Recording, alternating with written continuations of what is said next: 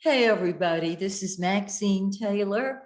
And a couple of days ago, I recorded a video called Her Name is Venus and Baby, She's Got It. And some of you are old enough to get what I was talking about. It's that wonderful song from the 60s and 70s. Her Name is Venus. Yeah, and Baby, She's Got It. Then more recently, I did a video called Mars, Passion, Power, and Punch. And since so many people enjoyed them, I thought I'd go a little further and talk about what happens when you have both Venus and Mars in the same house. Now, I know a lot of you do not have that. However, by transit, and I'm talking about the orbiting planets, those of you who do not study astrology, they're always circling. And so let's say that you have, wherever your Mars is, Venus sits on it and absolutely ignites it.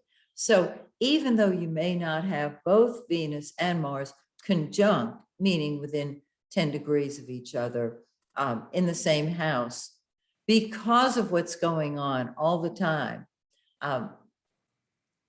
your Mars and your Venus are activated. So let's see.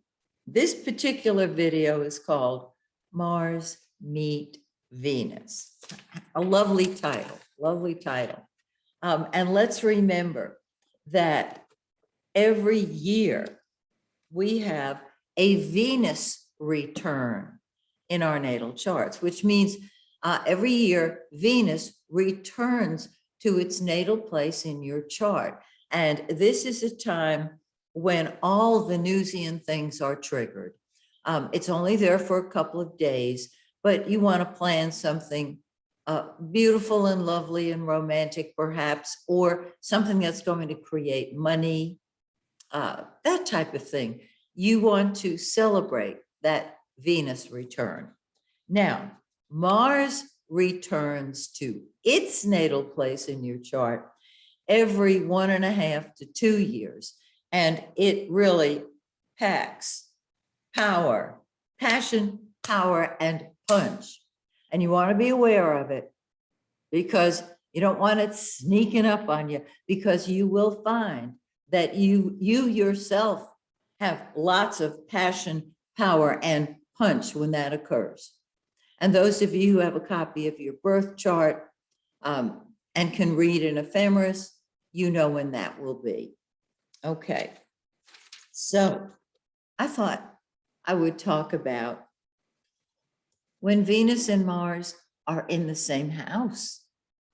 Yeah, when they sit right next to each other, within 10 degrees of each other. How does that manifest in your life?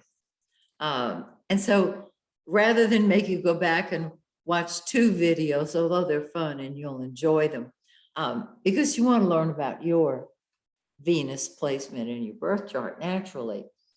Who do you love the most? You know what I'm talking about. So I thought we would go through a Venus-Mars conjunction and how you deal with it. And I'll talk about the other aspects as well. I don't want anybody feeling left out, okay? So let's start with Venus and Mars in the first house. Now remember, Venus is love and beauty and money, and it's the lesser benefic, Jupiter being the greater benefic. It brings loveliness, and it brings loveliness to you because you're able to love yourself. Isn't that gorgeous? When you love you, the world loves you. And when you've got Mars there that says, come on, Venus, we ain't left yet. We're going to be late for the party. And Venus says, oh, honey, it doesn't start for an hour. Let me just put on my prettiest frock. And I'll be there in a minute. And so you have Venus and Mars, each of them, well, Venus is love and Mars is anger, impatience. It can be hate. And so you can both love and hate yourself. It doesn't mean there's anything wrong with you at all. Because if the other planets aspect that Venus and Mars, they behave. You know what I mean? It's only when they are square that we have children who don't play well together. And I'll get to that. I promise I will get to that delightful aspect in a little bit. Venus, now Mars rules the first house in the natural zodiac. So it's really at home when it says, I'm doing what I want, when I want, how I want, because I want, out of my way or the highway. And Venus can soften it. But in the first house, there's a very strong Aries note, which means impatience. It's just what's so. Second house, Venus and Mars in the second house. Now remember, wherever Mars is, that's what comes first to you. In the first house, you come first to you. In the second house, your money comes first to you, and you have the ability to create money. Venus is money, and it rules the second house in the natural zodiac. So you're a disguised Taurian. You love to acquire beautiful things. And Mars says, yeah, let's do it now. So there is an impulse purchase on the horizon. Mars wants to do it now, and Venus says, okay, wonderful, because Venus is going to attract money. Mars is going to start the money flow in action. It's going to kick it into action. And so there can be both a feeling of love and anger when it comes to money, if it's not fast enough, if it doesn't arrive fast enough. And Venus says, don't worry, Mars, it'll be fine. Third house, Venus and Mars in the third, you're a disguised Gemini. And so Venus in the third loves to talk and thinks beautiful thoughts and speaks it beautifully, lovingly. Mars shoots from the hip and says, look, I'm going to be very honest with you. So we've got two opposite messages going. I know you can see that. And what we want to do is blend them, even if they are poorly, quote unquote, poorly aspected. Because I have seen, now this is going to be a little outrageous what I'm fixing to say. I have seen people change the way their chart manifests because they have awakened to the fact that the stars don't make us do anything. They tell us where we're at, and we always have a choice as to how we're going to express them. And this is why I'm able to look at a difficult, quote unquote, aspect and see the gift in it. Okay, so those of you whose charts I've done know that. Okay, I'm going to tell you what's right about you. Now, as I said, Mars in the third shoots from the hip, speaks impatiently, wants to get on the road now. And Venus says, we got to stop for lunch, honey. You know, these are diametrically opposed planets that can work together. Now, Venus is love, Mars is sex, and we want passion in our lives. I don't mean war. I mean, we want a spark. I call it a click. And I'll get into that in just a little bit. Okay. Venus and Mars in the fourth house. You love your family and you're really angry with them. And if the fourth house is mommy, you love her and you're really angry at her because when you were a little kid, she didn't do what you wanted her to do. So your family comes first to you.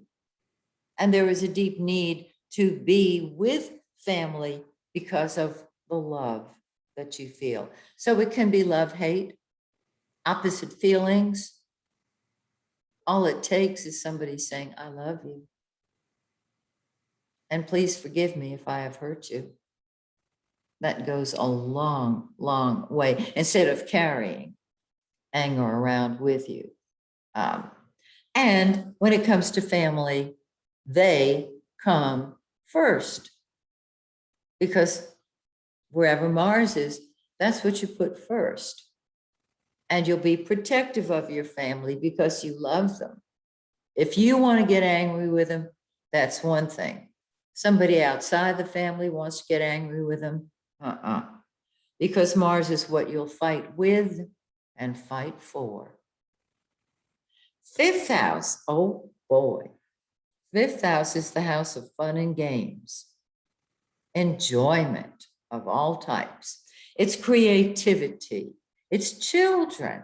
Okay, so you might love and hate your kids. You know what I'm saying? You love them, but they drive you nuts.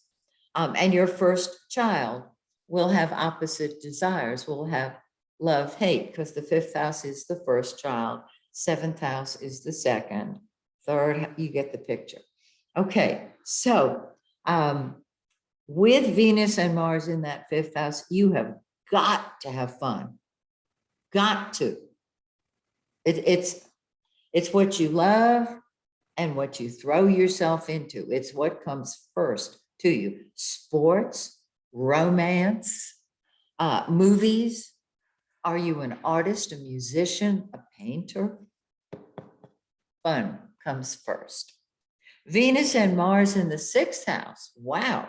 You love your work, and at the same time, it drives you nuts because that's what comes first to you. It's very, very important that you have a project that you are working on that gives you a short-term goal with a quick reward. And Venus loves beauty and art, and this is a wonderful indicator of working at a job that allows you to express your love for your coworkers or your employees, and to maybe a beauty product, maybe you're a hairstylist, but you're impatient to get going at work. And so you might love your employees, but you might get angry at them too. And so they're not sure where you're going to be from moment to moment. See what I'm saying? Okay. Venus and Mars in the seventh house. Now, Venus rules the seventh house in the natural zodiac because it rules Libra. Okay? And that seventh house makes you a disguised Libra. And just like the fifth house makes you a disguised Leo, the sixth house makes you a disguised Virgo.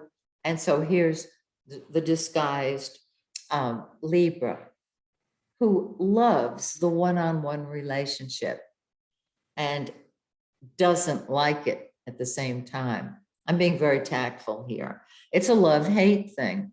And so you will attract people who love themselves and hate themselves. And so you will give them the number one status in your life, because wherever Mars is, that's what you put first. That's what comes first to you. And you may be very impatient with your spouse or with other people because they're not moving as fast as you want them to.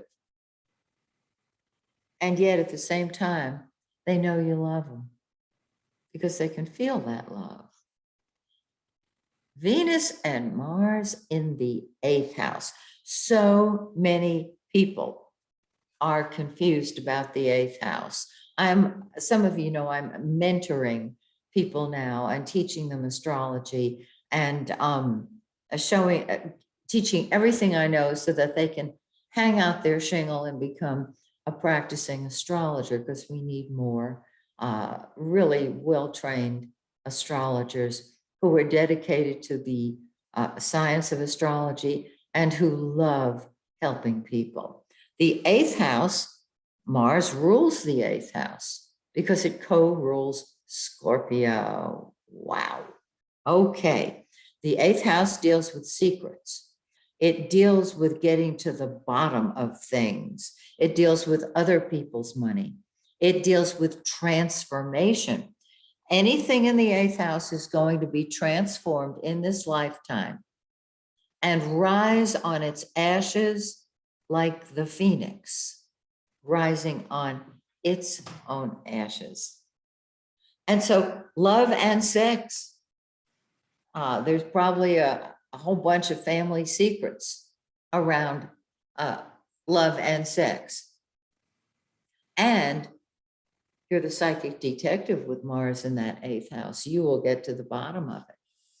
You want to know what happened when Uncle so-and-so did such and such to you know who back when? You will find out. And so your love nature will undergo a transformation, and so will your anger and resentment in this lifetime. This is also the psychic realm.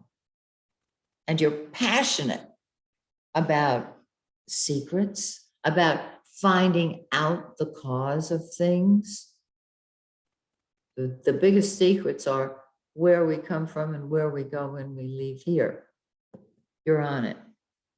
Disguised Scorpio that you are. 9th house, you're a disguised Sagittarian. Venus, you love to travel. You love to meet people from other places, far away places. And Mars says, I got to get on a plane. And in a few years from now, they might be, Mars in the 9th might be saying, I got to get on that spaceship. It deals with your higher mind, with your belief systems. And so there can be a conflict between love and hate, or peace and war, because you've got diametrically opposed planets in that 9th house of truth and your higher mind and higher education. So you're a disguised Sagittarian. You've got to be able to spread your wings and soar. And you know, Sagittarius loves its freedom. And Venus just loves people from far away places with strange sounding names.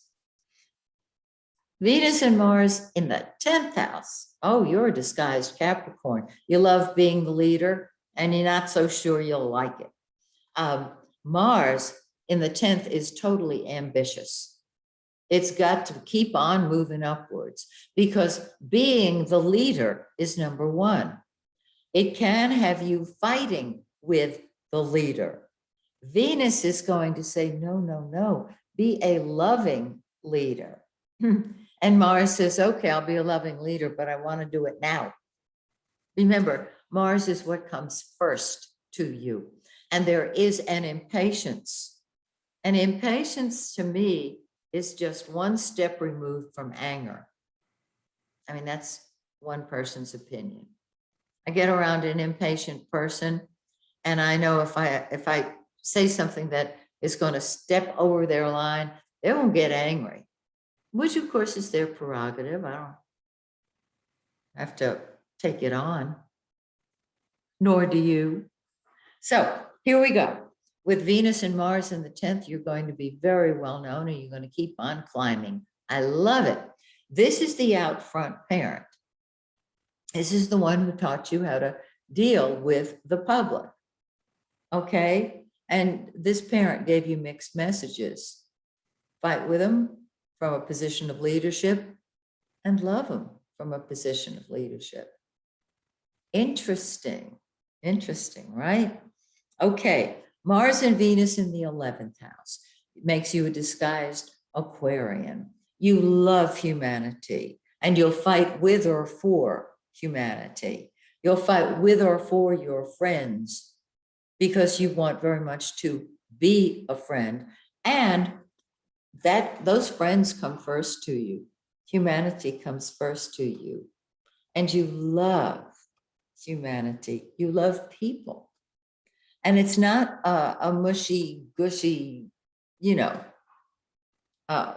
warm and fuzzy love. It is a love.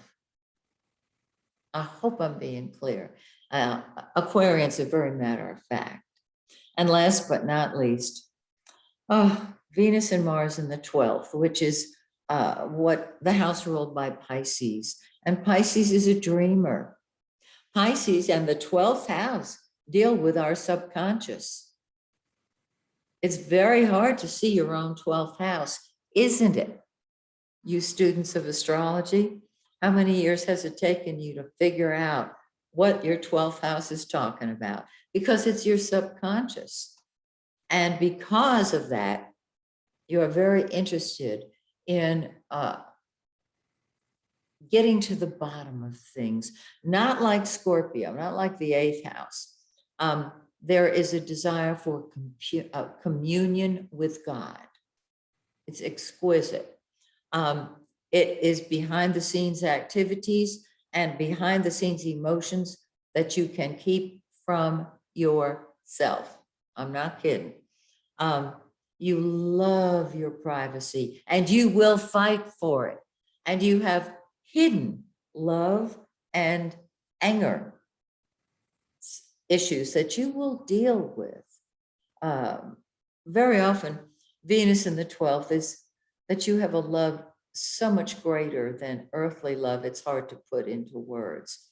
And Mars is a real impatience, probably from past lives, to get going, not to stand still. But there's a great deal of activity that is private to you. Okay. Now, I want to talk first of all about when somebody's Venus activates your Mars or vice versa. It's very, very simple. When you compare your chart to somebody else's, and I'm going to use the conjunction as my example because it is the strongest aspect in the whole chart, in my opinion. It's just sitting right on top of you. When I look at a couple's charts, I look at Mars and I look at Venus, of course, the sun and the moon naturally, but I am looking for something that is going to be a magnetic, exciting connection between the two of them. Unless it is not a romantic relationship, unless it's a friendship or a business relationship, then I look for other things, of course. But even that, if we don't have what I call a click between two people, say her Venus is on his sun or his moon is on her Mars. If we don't have that love or that passion,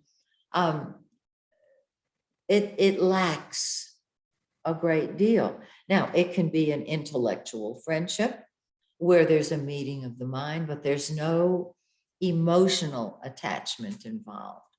I hope I'm being clear on that.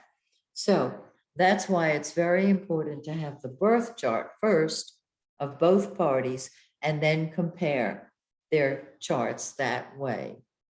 And I know there are so many of you out there who have dated somebody and it just wasn't going anywhere. There was no spark. That's a good word for it. You want a spark between you. Or, I mean, I'm sure there are people who don't care, but most people do.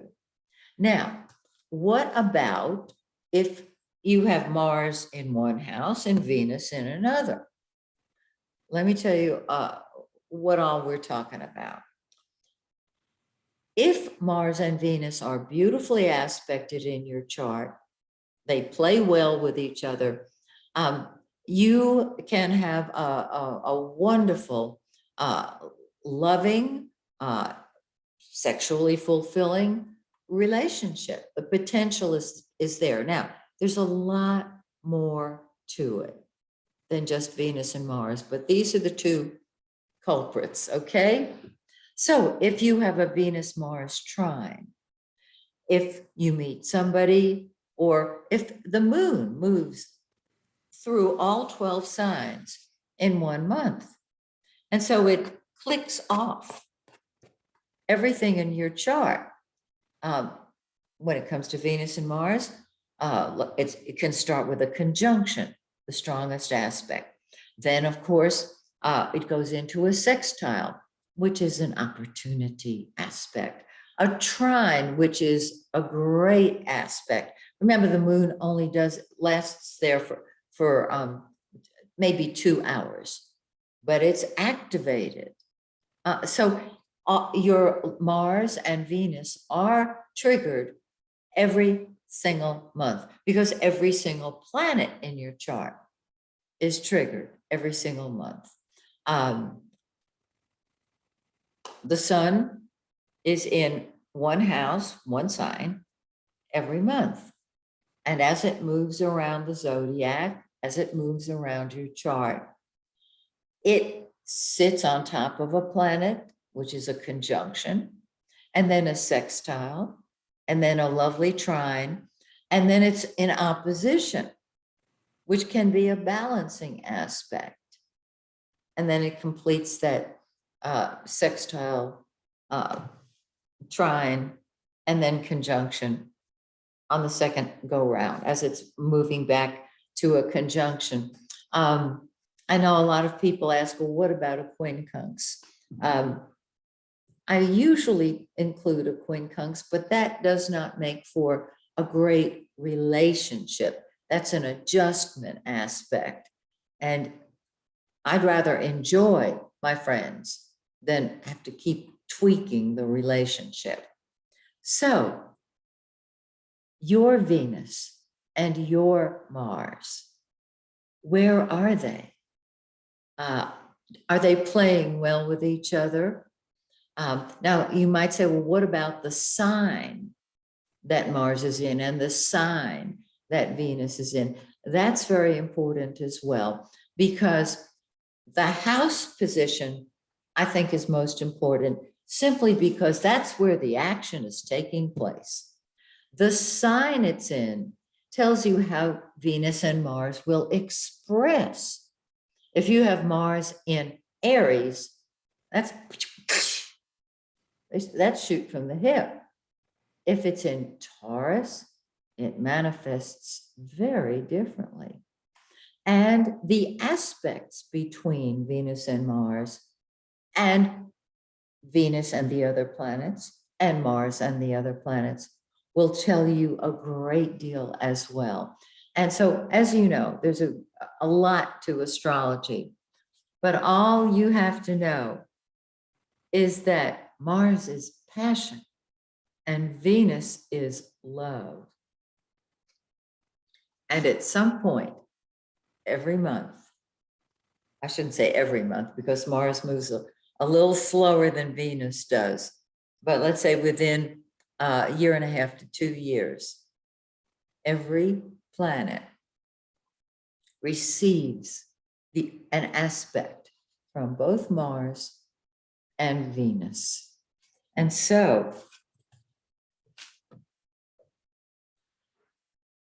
as always, I hope that you've enjoyed this.